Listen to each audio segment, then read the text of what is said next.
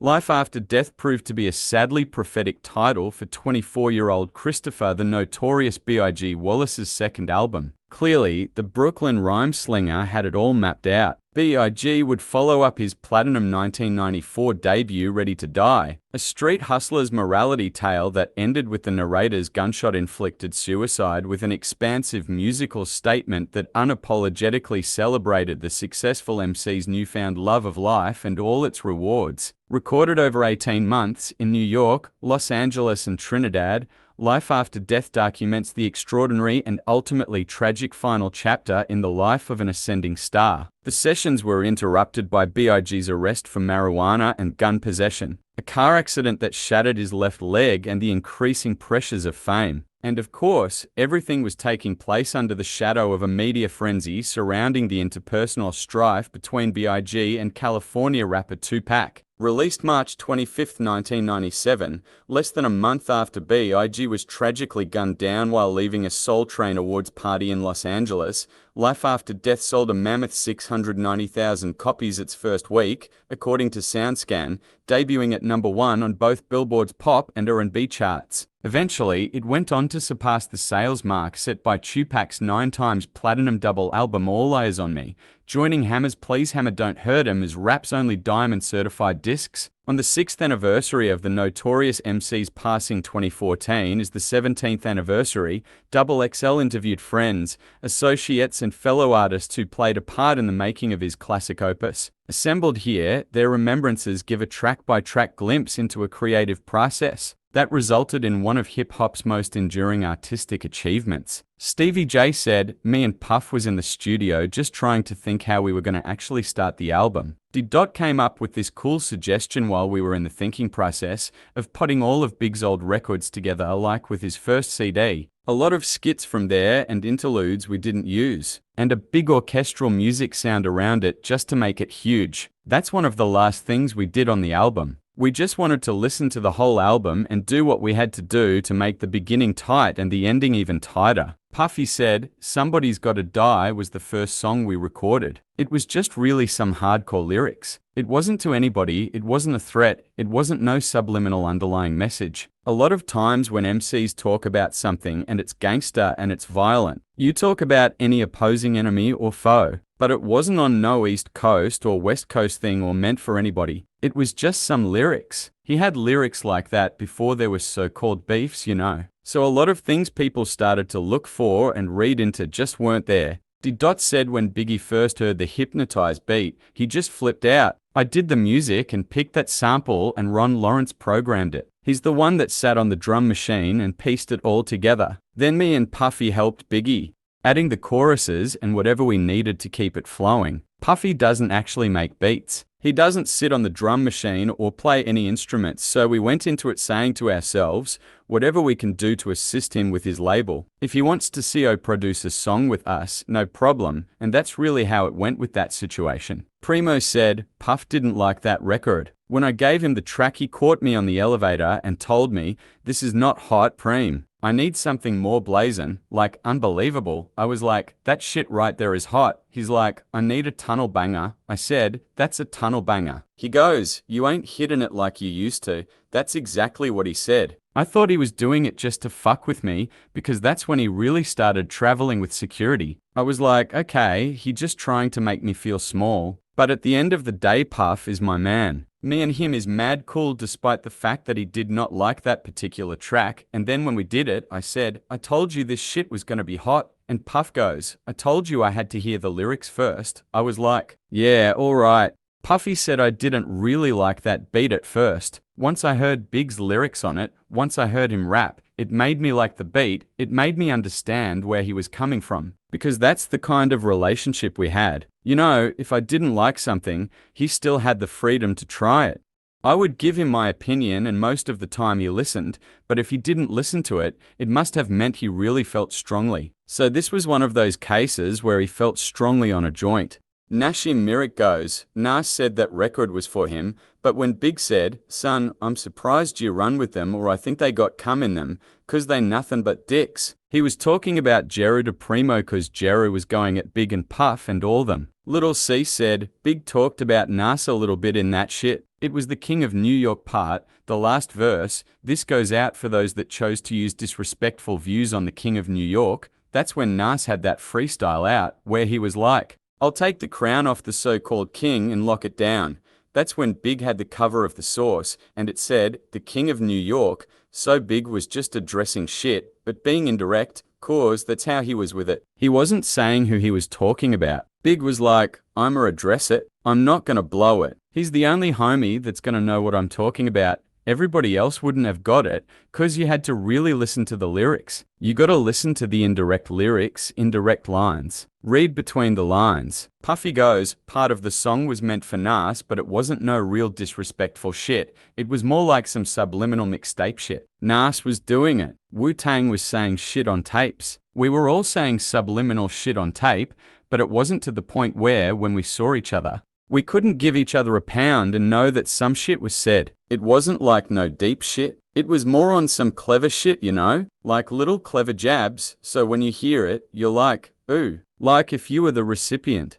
You would laugh at it because it wasn't having you all out on Front Street. Everybody wasn't knowing about it. And you could damn near get with the person and y'all could talk about it. Like, that shit you said was kinda slick. Little Cease goes, we just got locked up again. This is when police ran in the crib and found guns and weed. Next day, Puff bailed us out. We went straight out of jail to the studio, no belts, no laces in the shoes, no nothing. D-Rock goes, we had just got arrested, so we was like, we fucked up. Gotta go make some money. Time to go to the studio. Little Cease goes again. Puff told Big, I'm up here with a Cali. I'm trying to get the homie on the album. Come fuck with this homie. So we went straight there. A Cali came into the studio and Big was kicking it, talking. And the next thing you know, a Cali was in the booth with his shirt off singing the hook to the song. Big didn't even have his vocals. We just wanted to get this homie's voice on this album. The next day, Big wrote the verses to it. Jadakiss goes, when we did Last Days, we were still, I wouldn't say rookies, but we were new to the Bad Boy family. We got the call from Darren from Rough Riders, our manager back then. He wanted us to go to Daddy's house. We didn't even know we was getting on a B.I.G album. So when he called us to get on it, we was wild happy. We go down there, walk in, and it's smoky. They used to have it like the Shale in Temple. Anyway, the beat's knocking. Junior Mafia was in there, and we was drinking, smoking heavy, living the dream. Like, we about to get on a song with Big. Puff was the overseer, but song-wise, Big could do whatever he wanted. He was like, we're just going to make a hard joint, cause it wasn't going to be a single. He just told us to do us, and let us rock. We probably took a little longer than usual, cause it was Big and we was probably a little nervous. But after we settled down, hit a couple of blunts, we was good. I had a verse I wanted to use, something that I had already. I was probably being lazy. I spit it to Big and he was like, no kiss, I know you can come harder than that. Don't use that one, make something right now. I was like, damn, Big told me to do it over. I know I got to come with another one. So I came with the joint I came with, and he was just feeling that shit crazy. Big laid his verse last. He outsmoked everybody. Homies was on the floor all asleep and slumped over in the booth, and he went in at like 6, 7 in the morning and laid some crazy shit. We finally left right when they was setting up the mic and all of that. We was tired. We was young homies. All that weed was killing us back then. Have it goes, I got a call from Puff. He asked for a record for Big and he wanted some street shit. The beat that ended up on the album wasn't the original beat that I had done. I did a beat that Puff liked and the reel had got stolen, so I had a whole new beat. Puff CO produced it with me and then the Locks jumped on it. Puffy added like a string to it and like some weird funny sound. It was almost similar to the original beat, but the original one was way better than that. I wish that could pop up now. I had made the beat from scratch without putting it on disc and then saving it to disc. I just recorded it straight to reel and somebody hated and stole the reel. Nashim Myrick goes, Jigga and Big, them homies was really battling. Both of them don't write their rhymes down, they just say it in their heads. On the low, they was going at it, not going at each other in the lyrics, but going at it skill-wise. It was a sight to see. It was like, let me see what this homie is going to do in the booth. You could tell they were testing each other. Easy Moby goes, I noticed that Puff was nailing a lot of my joints. Like, nah, then I was checking out what they were doing and I was like, okay, so that's the direction they're going in. They were taking a more commercial R&B approach. The beats were tighter and cleaner, usage of more keyboards. I came up to Puff like, remember this joint Renee and Angela, I love you more. Puff was like, yo, go hook it up homie. I don't want to talk about it, hook it up. So I went and I hooked it up, drummed it up, ended up playing keyboards on the track and everything. I had no idea what Big was going to put to it. I didn't even know he was going to walk last minute in the studio and be like, yo Mo, I'm doing this joint with Jigga. I'm looking up from the equipment like, word? Alright, Big came in with Jay and they start cross-pacing. Imagine two people pacing back and forth, crisscrossing each other and not looking at each other, doing their writing process in their head, mumbling to themselves, getting their lyrics right and kicking it with each other in between. They was taking their time. It was me, D. Dot, and I don't remember the engineer. I remember Puff came in with some fly girl. After a while, Big came over to me and was like, yo, me and Jay, we're gonna go out for a little while. We'll be back. That night was the last time I saw Big. I waited and waited for them to come back, and it got so late, I just told D. Dot, like, I'm a breakout. To this day, I wish I could have been there when Big, Jigga, and Angela Winbush did them vocals and everything. They had gone and got Angela Winbush. When I heard Big, Jay-Z, and Angela Winbush reiterating I love you more to I love the dough, I fell out. I was like, oh man, they doing their thing. They went back and got the original girl. I know that was definitely Puff's idea. They went and got the original artist. Have her sing the hook over, not just sing the hook over but reiterate and change the words up. I was happy with that. Little Cease goes, that was supposed to be the original Bone Thugs beat. Then one day Biggie was sitting there fucking with it by himself and he put 3 verses together and a hook and was like, I'ma kick this song. It was easy to put together, but then again, Big made everything look easy. It wasn't really about nobody in particular. It's just explaining to homies what real beef is. He was talking about a real beef when your family and your kids ain't safe. He was putting it down on a real gangster street level on that song, not just that regular thug level shit. When you're going to war with a homie that's dangerous and you're dangerous, that's the type of situation you gotta worry about. It was a real uppity up street record. Schoolie D goes, I knew B.I.G was going to do PSG justice. He was one of my favorite rappers. I think his flow goes, the world misses Biggie. The thing is, younger cats were coming up to me after my shows like, yeah, you doing Biggie's song. I'm like, what the fuck are you talking about? Stevie J said, Maze came to me in the studio one day with this I'm Coming Out sample. He's like, when you gonna use this right here? Either my album, Puff album, or Big album. So we laid the track first, but nobody knew who was gonna get it. And then when Big came with the B.I.G. POPPA, what? That was Big's joint. Everybody felt that. Nashim Mirik goes, I think this was done after Pac died. I did that in Daddy's house. This is one of the songs that Big took a while on. After he did the first verse, he waited for a while and came back and did the rest. Carlos Brody goes, actually, that was a joint that we jacked. I had to play it over. I'm not telling the name of the record we sampled. I don't think that joint was cleared. Buck Wild said Big picked beats on Vibe and he was looking for beats to fit into the album. Big was the type of dude where there could be 50 people in the room and you think he wouldn't be listening. You'd play him 50 beats and you'd think he wasn't paying attention. 'Cause he's sitting there smoking and zoning out. And then at the end, he'd be like, I want number 12 and put number 30 on a tape. The song was done and everyone was telling me the song was incredible. That was all I kept hearing. But we had big problems with the sample. It almost didn't make the album. Working with Puff, it was a blessing that he had people who could come in and get him around the sample issues. Chucky Thompson being an excellent musician, he replayed it and found the exact same sound. Chuck just had to change 1 or 2 notes. If I played the original and I played the sample, there's nothing really different. Chucky Thompson goes, Puff played me songs, trying to get me amped. He played me I Got a Story to Tell and I just loved it. But him and Harv said they can't use it because of a problem with the sample. I knew what was needed. It was the night of the Grammys. So I went straight from the Grammys to Daddy's house and I'm in there with a tuxedo just trying to finish up because they was wrapping the album up. Puff really didn't understand what I was doing. I think the pressure was on him. He was like, we're just going to scrap the song. I told him to just relax. Just leave the room, go pressure your ass somewhere else. Let me deal with this. I liked the original way Buckwell done it. All we had to do was take a piece out, which in the original sample was really just the heart part. I knew if I could get it to the point where it's unrecognizable, we were good. So I went in, grabbed the guitar and started filling in the pieces.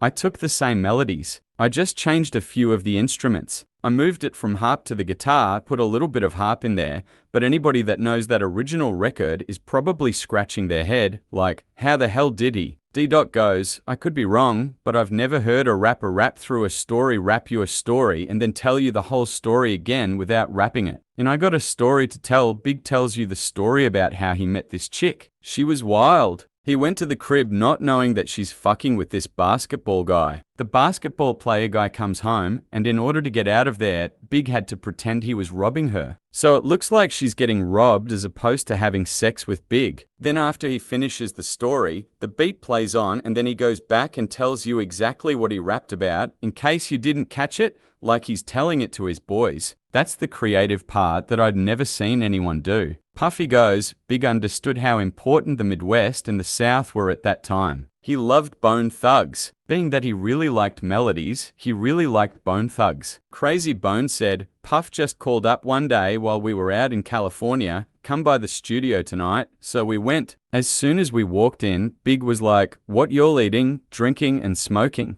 It was a shock how down to earth he was. Homie used to floss in his raps big time. But when you met him, he was a real humble dude. There were a lot of things that he wanted to know about us and about our flows. He just wanted to know how we came about doing our style and how we did our vocals. He was watching us do our parts like, God damn, y'all homies are crazy. Lazy Bone goes, I came with a couple ounces of herb and about 15 minutes into the session, Biggie had it in his hand laughs. I'm like, this homie just gangstered me for my weed. But I ain't saying nothing because it's cool. When Biggie did our style, that's when Bone received respect for our shit. It was like the whole industry never gave us our PS. But Biggie was telling us that whole night in the studio like, y'all just came in and laid it down so fast. Y'all homies are amazing. He was marveling off of us. And we telling him how much love we had for him. D-Rock goes, that dude Lazy was passed out in the truck. Like they ordered a case of Hennessy, drinking it by themselves. He was drunker than everybody and everybody was like, this homie eye's gonna fuck up our whole night. When it was his go, I went and tapped on the window. His face was on the glass slobbing, knocked out. I tapped. He walked straight out the car, into the booth, did his verse in one take and went straight back into the joint and passed out again. Stevie J goes, after Bone Thugs went in there and ripped it, Big took it home for a minute. He was like, I ain't laying mine. I got to wait. This style ain't what I'm used to. Little Cease goes, the Bone Thugs shit. Nobody could be in the room when Big was recording his verse for that. He really wanted to sit there and master that shit, because he knew he was about to do something different, and whatever came out the studio was going to be so new. KG goes, I approached them. I had a demo idea. Missing You by Diana Ross, that's what I was working with. It's replayed, not sampled. I always liked that record and thought one day it would be hot over some hard drums. My man wrote the hook and put it together. Then I put a call into Puff. I had to track him down. I sent it to them and Puff called us and said, Big loved it. He definitely wants to do that record, but I want to put 112 on it. Do you have a problem with 112 doing it instead of your man? It wasn't a problem. Little Cease goes, the song was about O. That was Big's man, somebody Big used to hang with every day. He got caught up in the hood. He got killed in a store in Brownsville, Brooklyn, not too far from where we was from. He got shot twice in the chest in a store. Stevie J said that song was funny cause they was beefing for real. Kim was talking wild shit. Big was like, fuck you bitch. And she was like, fuck you too, homie. You hear all that spitting? That was real right there. They was really going through some things at the time. Little Kim said, we had a big ass fight. I had heard about him and some girl. We were talking about what happened and all of a sudden, next thing you know, I'm going at him like this punches the air. And my friend Mo is trying to grab me and D-Rock got in the middle. But we're just going at it. And I hit Biggie so hard. And he was on crutches, so I kicked his crutch on the floor. I said, you have to stay because I might need you to help me with my lines. And he was like, I'm not helping you. Fuck. You gonna tell me how you fucking feel? I always let out my feelings and you're gonna do it too. So I'll hear it when it's done. I always wanted him to treat me like a baby. I was real spoiled and I wanted him to be with me 24/7. I wanted him in the studio. At that time, I didn't like being in the studio with Puff by myself because he's a pain in the ass. Biggie knew how I worked, so he would let me do my thing, sit in the back and check on me every half hour or every hour. Puffy comes by every 5 minutes. You got something? Let me hear. I'm trying to create here. I can't with you all on my back. A lot of the lyrics were true. I had to go to court for Big when he had that case in Camden, New Jersey. You know, some promoter said Big beat him up, so I had to go to court and testify for him and hold him down. I was really mad as shit. I had caught Big fucking a girl like in action, and I was sick, and I had just bailed him out of jail that day too. After I did the song, I didn't see him. I think I maybe saw him one time before he left for Los Angeles. Easy Moby said, I always wanted to do something with Zapp's more bounce to the ounce. I wanted Los Angeles's attention. There was a lot of tension, East Coast, West Coast. My manager at the time was from Los Angeles. He was like, look, in Los Angeles, at the block parties and house parties, when More Bounce came on, that was the joint that made everybody go crazy. That was always the Los Angeles anthem.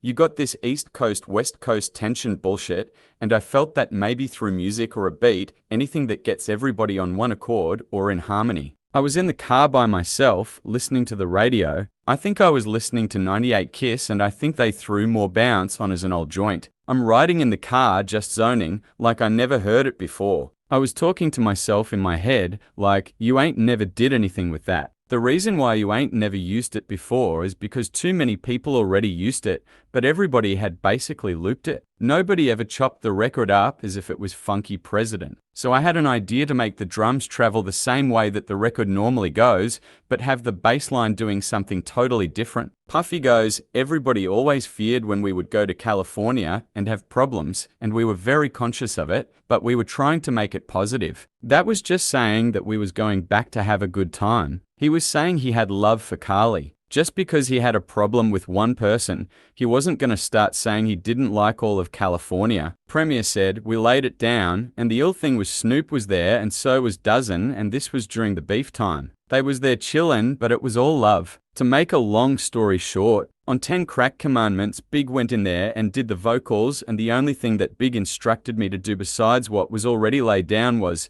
every time I say number 1, number 2, number 3, take that Chuck D scratch and scratch it with me saying the number. I said, no problem. I did that. It came out to be another hit. I think it's one of the best records he ever made. As soon as he was done with the vocals, he goes, Premier, I did it. I did it. I'm the greatest. And that was the last time I ever saw him. It was the fact that it was called 10 Crack Commandments. Chuck's not into that. He doesn't want his voice affiliated with anything that involves drug use or drinking alcohol, sex or whatever. So they came after me and Biggie's estate, saying that basically we violated in the fact that we used him in a song that condoned drug use. I didn't look at it that way because, to me, that record was to cats in the street. So, to wrap that up, I told him this is after the fact that Big had passed already and his death was still fresh. I told Chuck, because I was on tour with him, I was like, yo Chuck, why don't you be easy on that? Because I feel like, why should we have to go through this when Big is dead and he's not here to defend this lawsuit? You gonna put his mother through it? I don't think that's spiritually fair. He said, you know what? If it gets out of hand with everything, I'll dead it.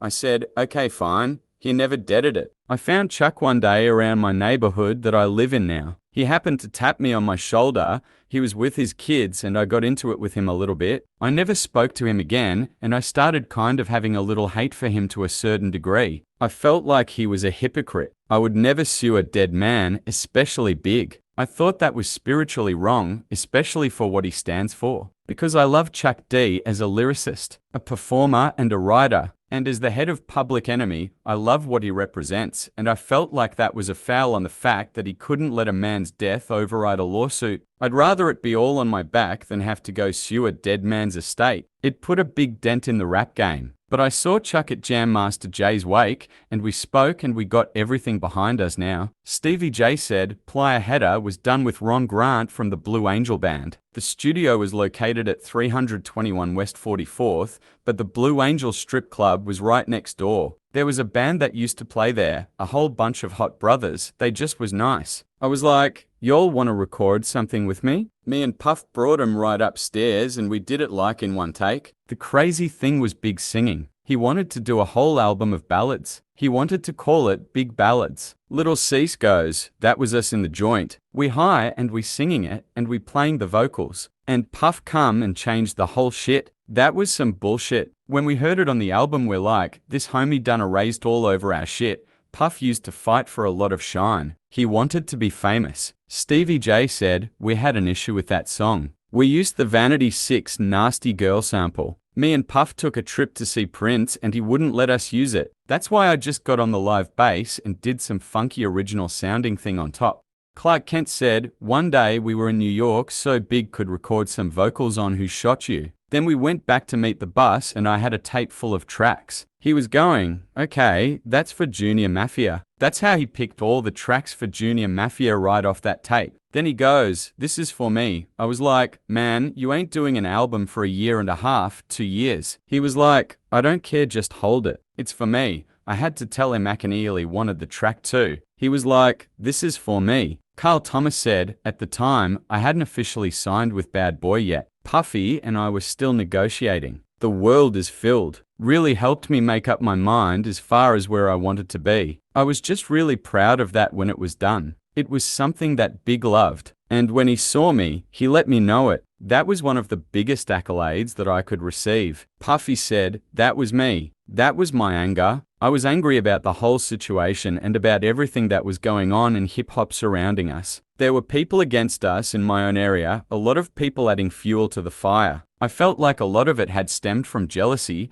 and there were people really praying and hoping that we would get killed. There were rumors, there were rumors about Big got shot or Puff got shot floating around before anything really happened. People would be looking at us like, y'all really in some beef, but like really hoping that something would happen. So that's why the song said, pray for my downfall. That joint was blatant. That was like for everybody and everything and was a real emotional song. Nashim Myrick said, Carlos had that track in Trinidad and the way Big rocked it. The beat sounds crazy because it sounds like a Jamaican beat on it. That's the way Big flowed on it. He didn't count the snare or something. The way he purposefully flowed on it sounds like it was on 3 beats instead of 4 beats. Stevie, he came in and did the overdubs and that sounded crazy. Puff got some vocalist in. Then I brought DMC in to do the hook, cause Big wanted the hook to be pray and pray for my downfall. They wanted to get someone to scratch it. I got Clue to scratch it, but it didn't sound right cause the record interfered with it. So I just got DMC himself to come in and do the vocals. DMC said, Diddy called me up and asked me to do this part. It was taken from Run DMC's Together Forever, the part where I said,